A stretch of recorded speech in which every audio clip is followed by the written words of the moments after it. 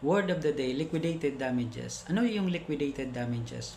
Ang liquidated damages ay ang danyos na napagkasunduan ng dalawang party na nakasulat sa kontrata na kung saan ito yung babayaran ng contractor kapag nagkaroon ng breach of contract. Specifically, kapag nagkaroon ng project delay. According to RA 12009 or the new Government Procurement Act, liquidated damages is calculated as 1/10 of 1% of the cost of the unperformed portion of the contract per each day of delay.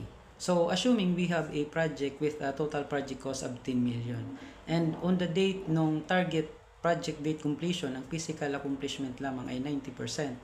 So, ibig sabihin mayroon pang 10% remaining to complete the project. So, that 10%, for example, ang equivalent niyan ay 1 million.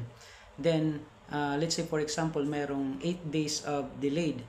So, liquidated damages is equal to 1 million, which is ito yung portion na unperformed times 0.001, which is ito yung 1/10 of 1% times 8 days, which is ito yung number of delays. So, 1 million times 0.001 times 8 days and it is equal to 8,000. So, ito yung liquidated damages ng contractor.